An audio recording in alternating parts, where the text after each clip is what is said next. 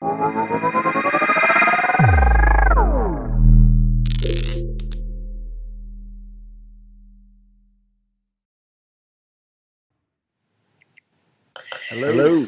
Hi, Antony. Thank you so much for joining us today. I'm super excited to dig in with you about the current climate and the hot topics that we're facing in the industry.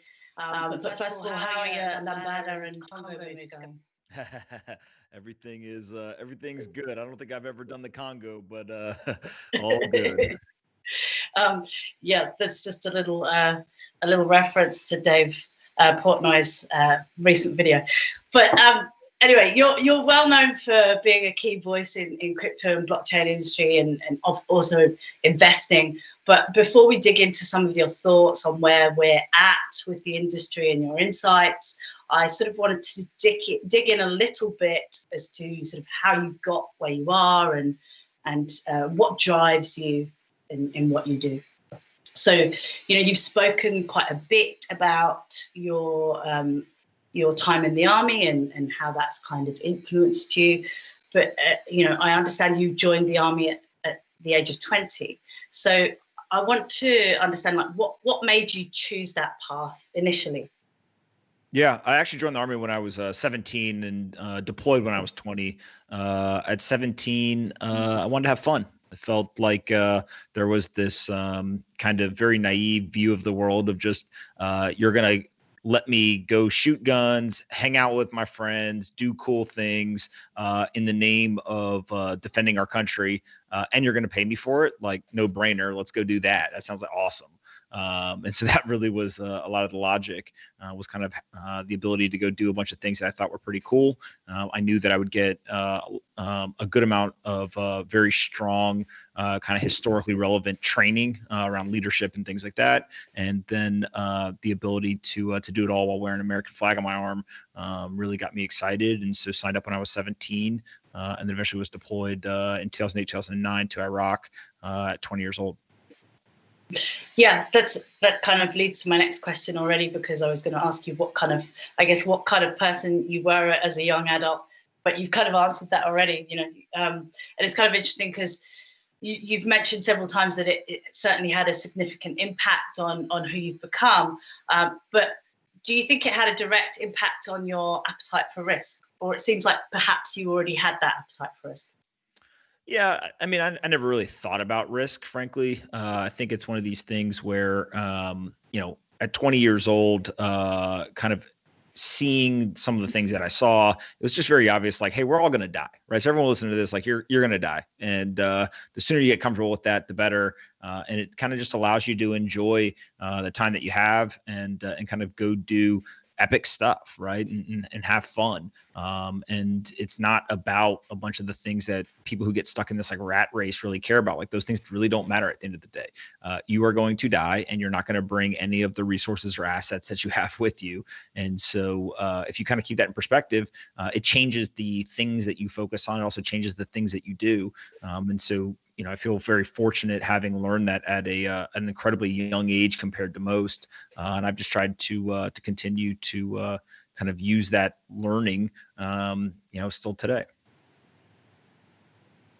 Yeah, that's kind of interesting. I guess it kind of relates a little bit to living very much in the present, which I think is sometimes the key to happiness. But that's a whole other conversation. But so you recently revealed on a podcast that in the past year you revealed you had 50% of your net worth in Bitcoin, and now you've kind of upped that to 80%. And obviously outsiders and particularly traditional investors might see that as kind of crazy, because traditionally diversification of a portfolio is kind of paramount. And you I guess famously had a little bit of a conversation with Kevin O'Leary of Shark Tank. And so why do you think, well, first of all, what would your conversation with him be now? Or what would your response to him be now? And why do you think some of the old guard are still so reticent against an asset such as Bitcoin? Yeah, I mean, my answer wouldn't change at all, except for rather than say 50, I'd say 80. And he would still probably say, I forbid you for doing that. That's so stupid, whatever. And my answer is always the same to people is diversification is only for the people who don't know what they're doing. Right. I've got a very clear kind of view of the world. I've done a lot of work. I have a high conviction around what is going to happen. I've, for better or worse, shared that very transparently and publicly. And I've gone ahead and allocated my assets in a way that, I've got more skin in the game than pretty much everybody I know. And if I'm right, I will reap the rewards of that. If I'm wrong, I will be punished for it. And I think that's the way that investing should be done. But I'm a big believer in making highly concentrated bets if you know what you're doing, right? If you spend the time, if you're not a professional investor, if you don't have time to kind of go and learn all this stuff, then yes, you should have a diversified portfolio, and you should think much more around the risk management of these assets and opportunities. And so it's all about just understanding yourself, having self-awareness.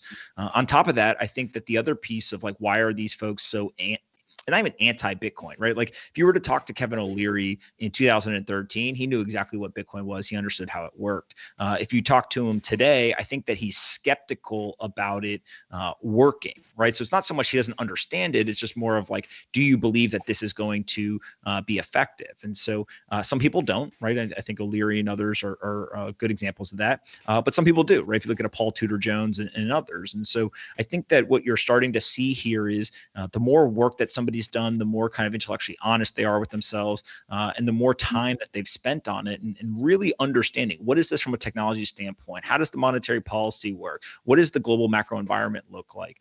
The more convinced they are, like this is a viable asset, right? This is going to be something that will be, much more popular and adopted 5-10 years from now than it is today. And ultimately, if that's what you believe, then you've got a fixed supply asset. And so if demand is going to materially increase on a fixed supply asset, the US dollar value of that asset goes up, very, very fast. And so, we'll see. I think there's going to be a lot of people who change their tune over the next 6 months or so. Price has this really interesting thing where it kind of absolves sins and it pulls people back in. And that price action, drives attention. Attention drives demand. Demand drives price action. And so, it wouldn't surprise me if next year looks a lot like 2017 all over again. Yeah, I definitely agree on that. I think the next year is going to be really interesting for everybody in the space, but we'll touch on that a bit later. As I've got a bit of a question about that. But what I'm kind of taking a step back a little bit. What made you want to make the jump from entrepreneur and working in startups to being an investor? What was that little bridge there? Yeah, I think I just learned more about myself in terms of I really enjoy doing a lot of different things and kind of multitasking. And then also I get really bored in running businesses that are going well. It sounds insane to people, but like I enjoy the hard parts, the obstacles, kind of finding product market fit. Those are the things that I really kind of enjoy. And so by being an early stage investor, I basically get to, go and find founders that I think are highly capable, going after really large problems and big markets, give them some money, and then basically participate in those conversations, right? Now they're doing the work. I'm frankly the laziest one in the room because I'm providing capital and some ideas, but they're doing the work. But it intellectually is stimulating for me.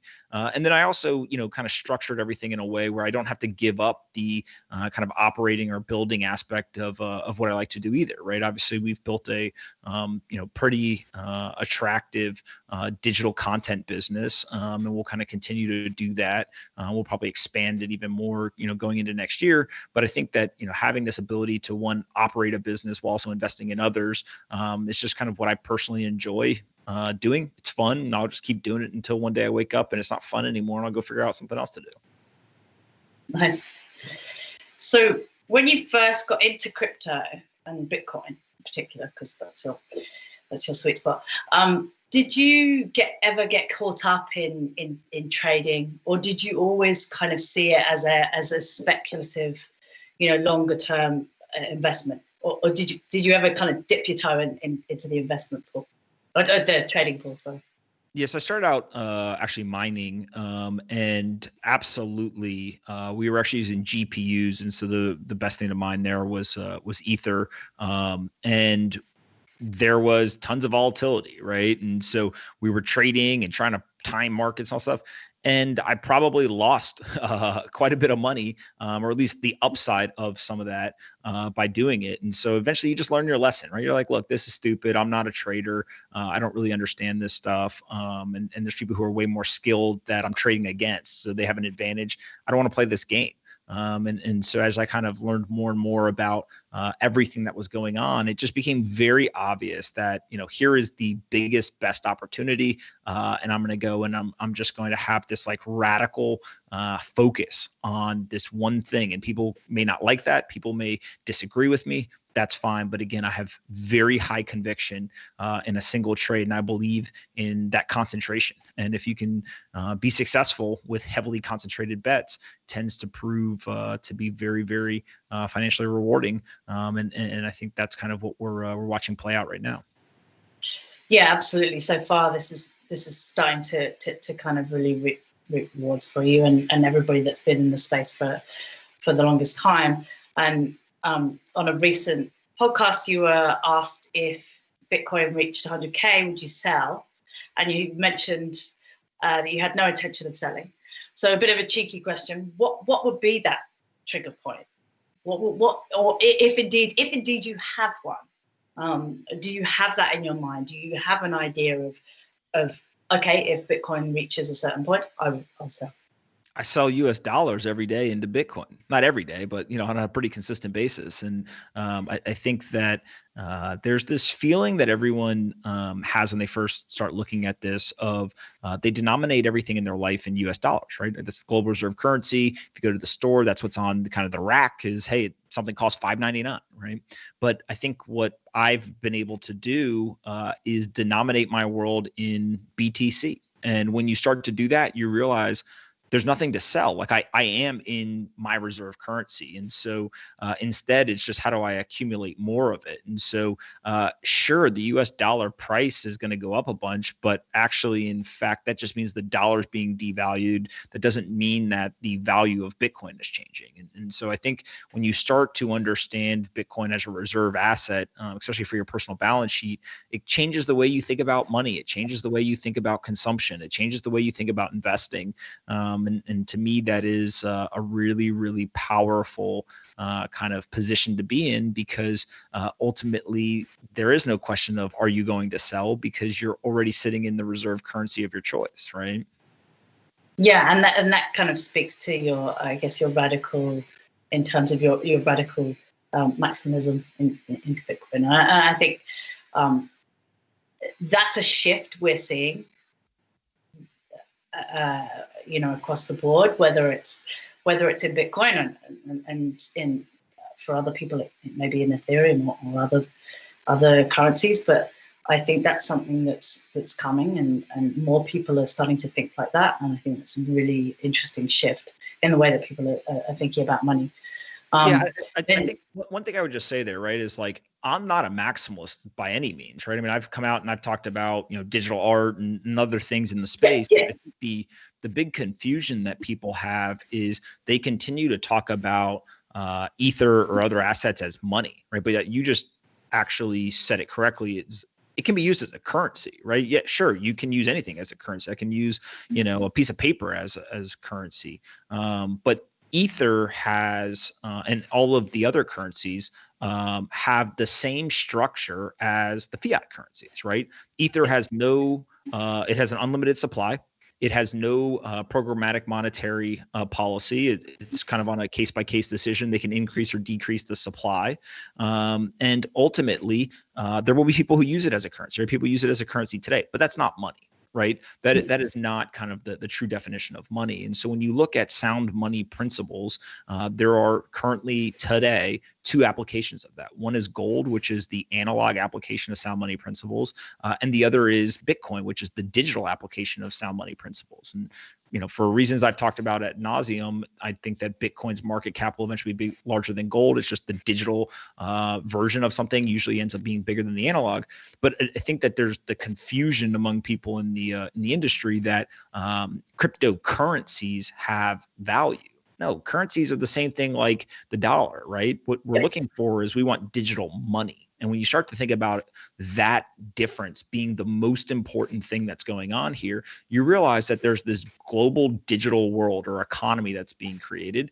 And today we now have digitally native money. We have Bitcoin that is made for the world. No one controls it. No one has an advantage in acquiring it. Nobody can use it to hurt anybody else. Like, it is the internet ethos built into this digital money. We now are going to see decentralized financial applications get built. We're starting to see a lot of experimentation there, right? Frankly, who cares what blockchain they're built on? That's the least of anyone's worries. What we need is systems that are actually decentralized, that actually work, and that get adopted by the market. And so that's kind of the next step. Is we've got the digital money. Now let's go get the decentralized financial applications, and it'll be fun to kind of watch to see how that gets built out. Yeah, absolutely. I think, to the point earlier, is this year's been pretty wild, and again, we'll get into that in a little bit, but this year's been pretty wild, and the next year I think will be even more exploratory, and we'll see what happens. But you've mentioned that you think it will be hard for governments, or particularly you spoke about the American government, to stop Bitcoin now. And is there anything that you genuinely think could? Yeah, well, there's plenty of stuff that could stop it, right? In terms of a self-inflicted wound, if there was like a bug introduced into the code, again, very, very unlikely, just given how rigorous that process is and how talented that group of developers are. But that's always a possibility, although low probability. There could be a 51% attack. Again, very low probability, but possible. Just too much computing power at this point, I think, to make it a high probability situation.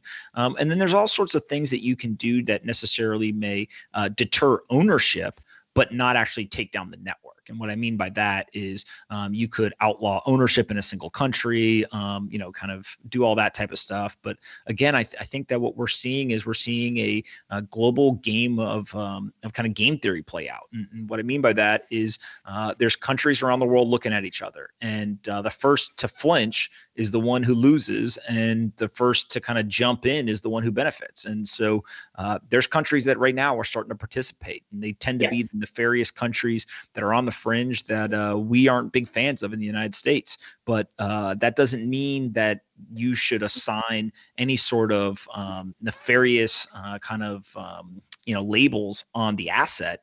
Instead, you should start asking yourself, wait, why are they doing this, right? Oh, they're doing it because it's a better system, because it can't be shut down, because whatever. Well, maybe we should actually get ahead of this, and we should be the ones to jump in rather than allow some of the governments maybe that we disagree with around the world to be kind of first movers here. And so, look, the framework is there. I've done my best to go talk to everyone from elected officials to those who oversee various parts of our regulatory bodies and kind of monetary organizations. They see the choice. It's just a matter of whether they'll jump in or not. We'll see. Yeah, that actually leads very nicely into my next question about CBDCs, and they're becoming such a hot topic, and we're seeing a lot of attention and momentum around the discussions of CBDCs. And I want to talk a little bit about your point that the US is going to fall behind China, and I lived in China actually for a number of years, and that conversation around Chinese digital currency has been happening for years. Back in 2016, anecdotally, this was something we knew was coming. So I guess I want to understand from you what you think, or why you think other global superpowers have been so slow in this kind of realization and really in trying to introduce this. Yeah, Bitcoin put central banks in the innovator's dilemma, right? If you go ahead and you start to play this game of should we, at the extreme level, adopt Bitcoin, you basically are going to cede all of your power and all of your control, and you're going to buy into this new system. Classic innovator's dilemma. I think where central banks are more comfortable is saying, well, we don't want to give up all of our power and all of our control. So instead, like, why don't we just launch our own? And so what they're doing is they're trying these central bank digital currencies. But all a central bank digital currency is a centralized digital token. It's a new piece of technology, but it's the same monetary policy, right? So if the US dollar is going to get devalued, it doesn't matter if it's in paper form, electronic form, how it is today, or in this new digital form. It's still a devalued dollar. And so what I think we're ultimately going to see here is we're going to see kind of a space race type, competition between countries to see who can digitize or tokenize their currencies first. But again, the end game is that every currency in the world, every existing nation state backed fiat currency is going to be digitized.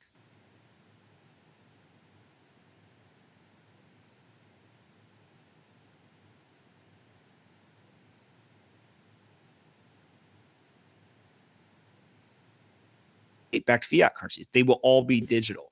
And when that happens, you remove any competition at the technology layer because they all will interface with digital wallets, and kind of there will be this even playing field on the technology layer.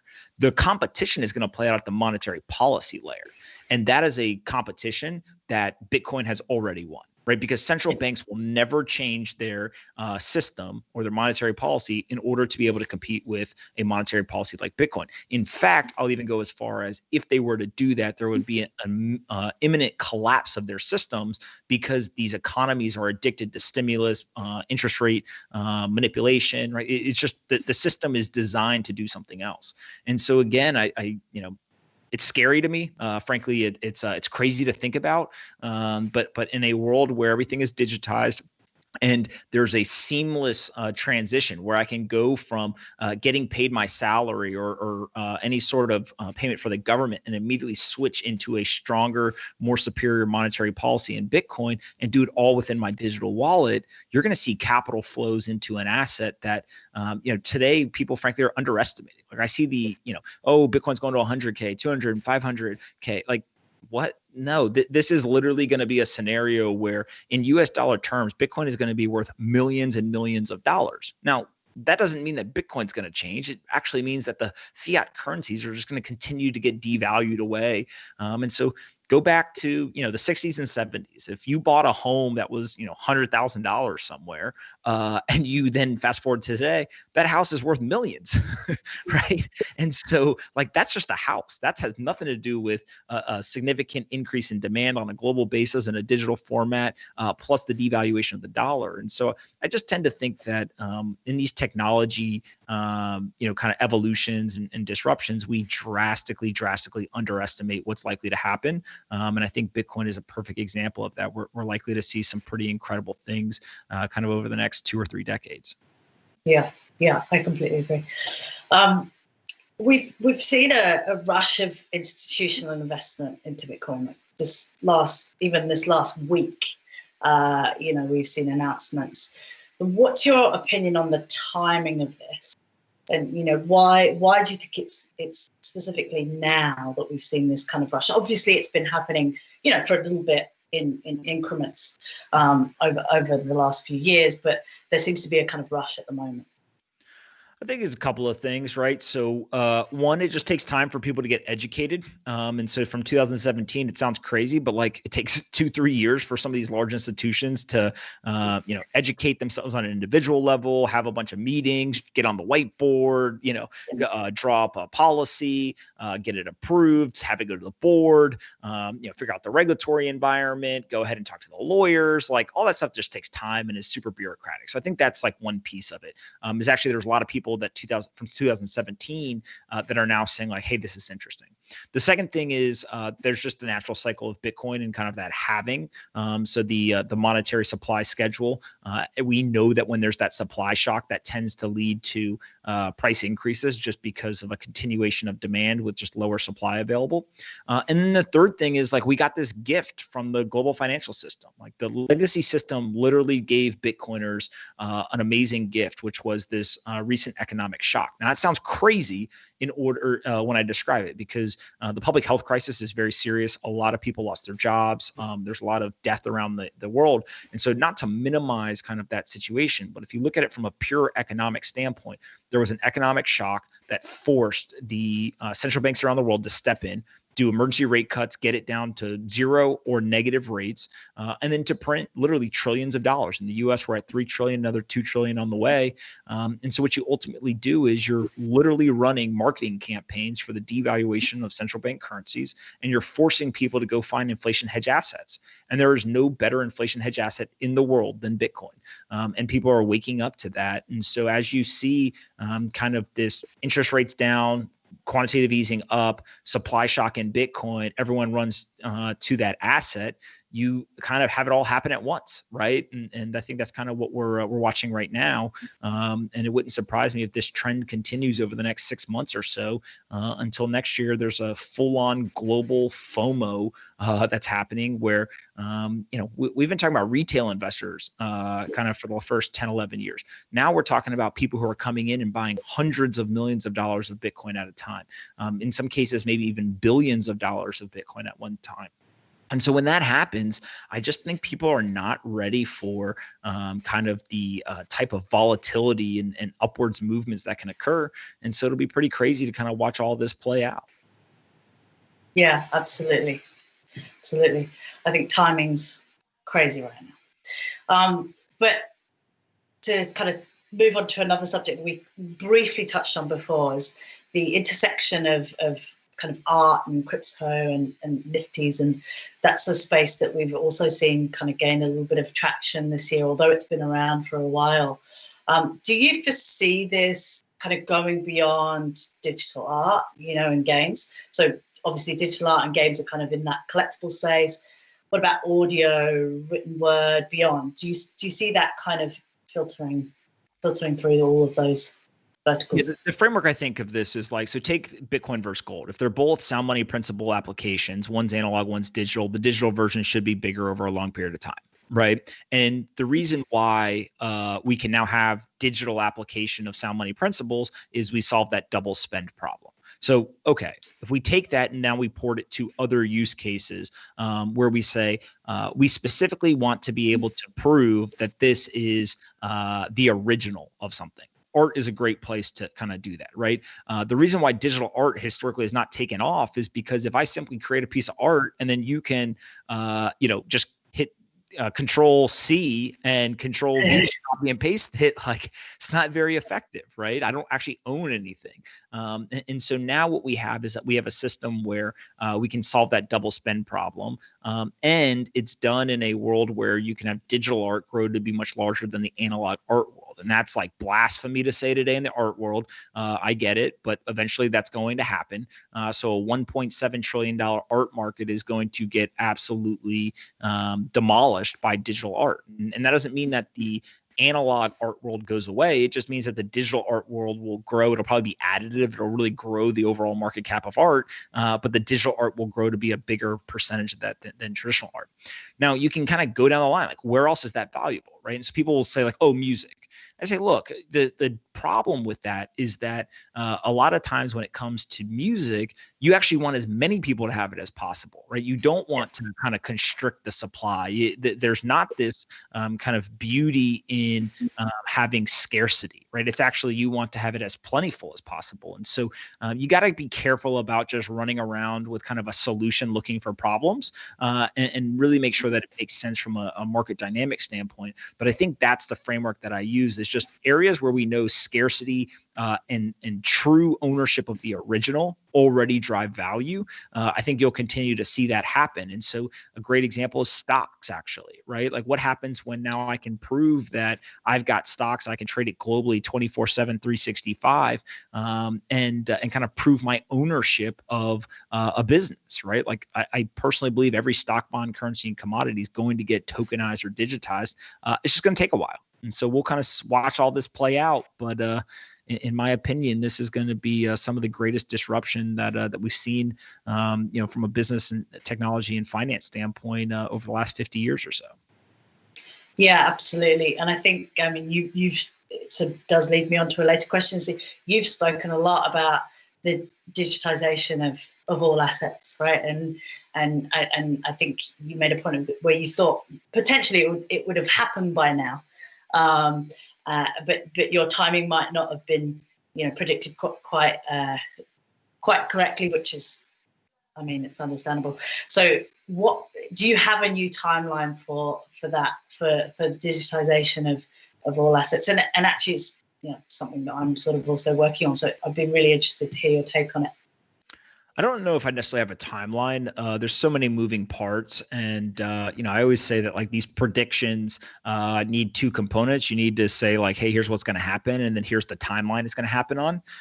In terms of being able to do that, I've got a pretty high level of conviction on what's going to happen. The timeline is anybody's guess, and I've changed my mind on that. I used to kind of think I had a good sense of the timing. What I've come to realize is like, one, you've got a technology timeline that is unknown, right? How fast can this technology get built?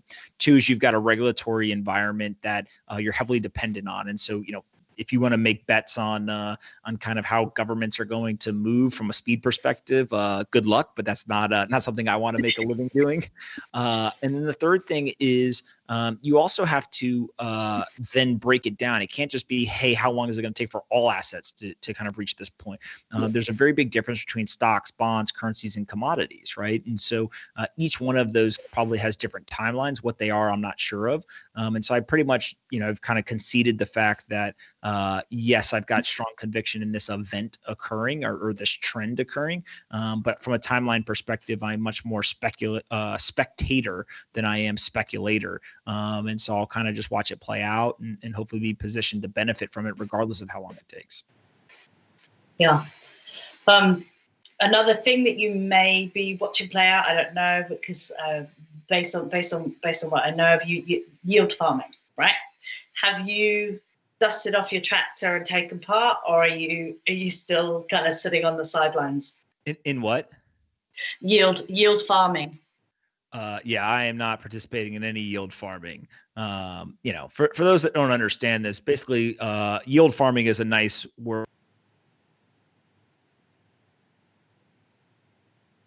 Many of these cases, what people are doing is they create some sort of product or protocol or whatever, and then they invent tokens out of thin air. Right. And so they say, hey, I have 100 tokens. I'm going to put them over here in my treasury.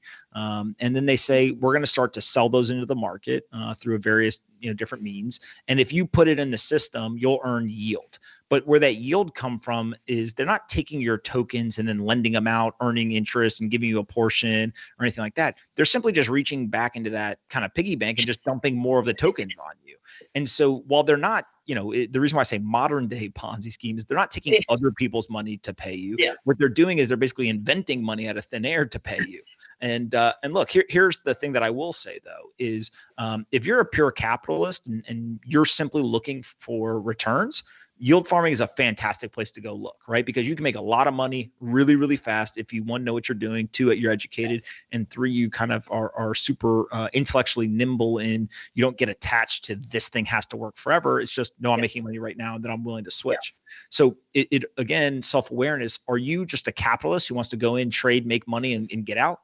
Knock yourself out, right? It's basically a form of gambling to some degree, but so is the stock market. So knock yourself out there. But if you believe that you're more of an investor than a trader, and you want to kind of make investments that you put it on a position and you wait for long periods of time, probably not the best place to look. And so I think that, it's never black and white. And so people make money in a lot of different ways in the world. That one system, if you understand how it works, you can make money if that's what you kind of want to do. But I tend to think that probably the majority of people don't have the time. They don't have the intellectual kind of curiosity to go and trade and try to capture all the yield farming stuff. But for some people, they're going to make a killing. And I respect the people who just say, I'm a capitalist and I'm here to make money and I'm going to outsmart the market. Like, more power to you. And frankly, tell me all your ideas, because I'm just fascinated by the way people figure this stuff out. Well, I guess that kind of leads me to a little bit of my next questions around crypto Twitter. So we see, a lot of trends start in crypto Twitter and communities and Reddit and what do you feel about kind of crypto Twitter and individual communities and potentially a slight toxicity or a driver towards bad actors or not? How do you see that, and do you even care about haters? The people who call it toxicity are usually the scammers, right? Is the way I look at it. So the way that I look at Twitter or something else is it is a war of ideas, and the best ideas. It is the ultimate meritocracy. Like, you have to not only put forward ideas that survive the gauntlet of your followers, but it also has to survive the gauntlet of the virality that idea can have. And, for anyone who's on Twitter and you ever said something that people disagree with, immediately, right? And so it is this like war of attrition, if you will. And so I think that where people get upset is, hey, you're not being very nice. But the way that I say it is, what we're talking about here is something so important and has such deep ramifications that you're going to get lots and lots of people who are nefarious actors, they're scammers, they're trying to take advantage of people, all this kind of stuff. And I personally just have no patience for that stuff. When I see people trying to take advantage of others, like, I'll call them out immediately. And sure, can people say that that's mean? Sure. But let's focus on who's the bad actor, right? At least I'm calling a spade a spade. And so, I generally am a pretty positive person, I think, and people tend to think that, I'm kind and kind of don't go after people or try to bully anyone or do anything. But at the same time, like, when I see stuff that's wrong, it's kind of, you're complicit if you don't say something. Right. And so I think that's kind of one part of it. The second part is really understanding that money is a very kind of intrinsic value thing, right? And Bitcoin has it, gold has it, etc. Currencies are just belief systems. So that medium of exchange is just a belief system. Yep. And what Bitcoin as a community has done better than probably any currency in the world is it has figured out how to build a community of people and that are willing to defend it, that are willing to kind of spread the ideals with no financial payment for it, right? And so I think that what becomes really, really interesting is when that community becomes bigger and bigger and bigger and bigger. And it's on every platform and it's in every walk of life. And so, it scares the hell out of people who don't understand it, because they're just like, whoa, I tweeted the word Bitcoin and all of a sudden there was like this explosion. And some people use that to their advantage, right? There's a lot of, celebrities and athletes and business people who realize, hey, if I'm cool with these people are good at the internet and they're on my side, like that's a good place to be. There's other people who they want the engagement, so they poke and it's kind of like kicking a beehive. Like, yeah, sure, maybe you can kick it and run away. Another step. And so I think that's kind of how I look at the Twitter stuff in general.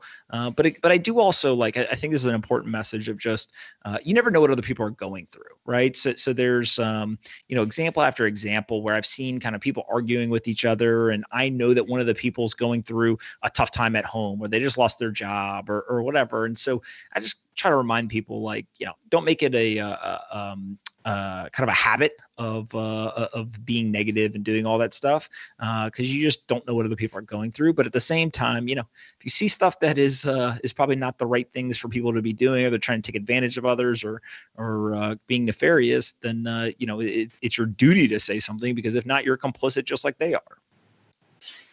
Yeah. So your answer actually, again, leads really nicely into my next question about community, because, I think one of the major things that we've seen in crypto and Bitcoin is community. And I think that's almost unique to our industry. It's not entirely, of course.